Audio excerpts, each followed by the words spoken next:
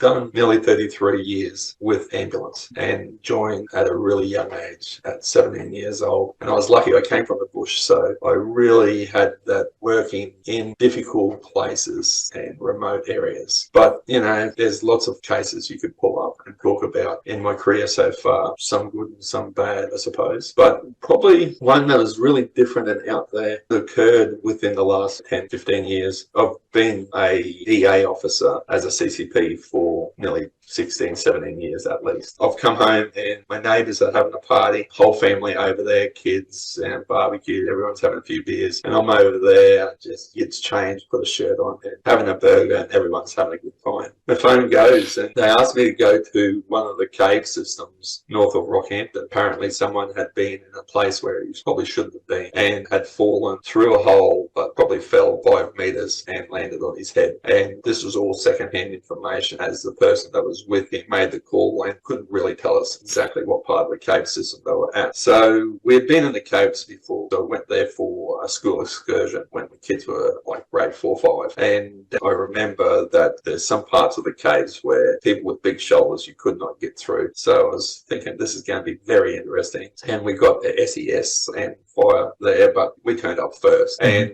it wasn't to the normal entrance of the caves. It was pretty much nearly 180 degrees behind it. It was down a road and four-wheel drive access. Anyhow, out of nowhere, you see a guy with a headlamp wave frantically at us and said, "Oh, you better come, my mate's not looking too well. He's fallen, landed on his head, and he hasn't made pretty much any communication with us since then." And this was about 8 o'clock at the time. I look around and 2 officers have backed me up and 2 lovely ladies, and we grab our equipment and he goes, "Oh, it's going to be really difficult to get in. You have to crawl through some holes and everything." So we go through and just think of what we could possibly get to the patient, and hopefully the SES fire will bring us all extrication equipment when we get there. And I said to the guy, "How far is he?" And he said, "Oh, he's at least a couple of 100 meters." And I thought, "Oh, this is getting worse by the minute." Anyhow, things got really bad within the first 50 meters. One of the female officers blew her ACL and just left me another officer. And at this stage, I'm thinking, this is not good. She was fine. Her knee was shattered, but she couldn't go any further. So we made a transmission on the radio saying, "Listen, we've got an officer that's injured. They can't go any further. I need further assistance." And nothing was available at that stage. So we went further and further, and the cave, you go to the entrance of the cave, but we've gone into the cave and it's getting narrow and narrow, putting our equipment over boulders, and then we climbing through spaces which are only probably a metre wide, just enough to get a stoke stretcher through at the time. Anyhow, as we went in and down a couple of more channels of the cave, it opens up to this amphitheatre, and you could look up and you could see right at the ceiling there's a hole. And the story being, the guy was abseiling through the hole down into the amphitheatre, but lost and pretty much fell from the roof all the way down to his head and sustained a severe head injury. And we approached him, and you could tell that he was this severe head injury. The corticate positioning, airway was partially obstructed with blood, mucus and vomitus, but he was still alive. And that was it. It was a situation where we had to get this guy, control his airway. We treated every injury we possibly could, and to the scale of critical care paramedic, which we did at that stage. We used mannitol on the child and prepared him for extrication. His airway was heavily soiled, and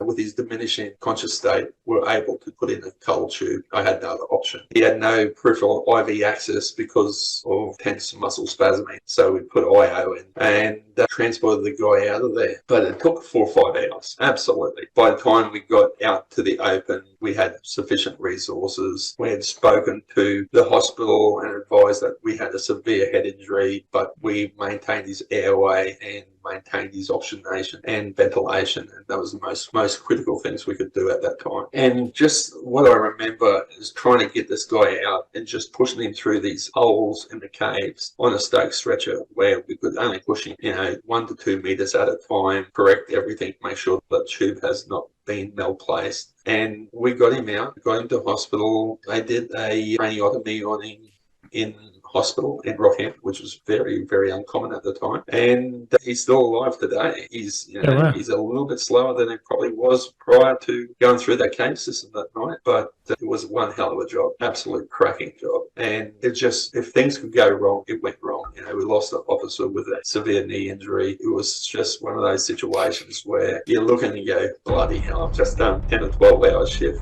and now I'm crawling through this cave system where I shouldn't be. It was a memorable case.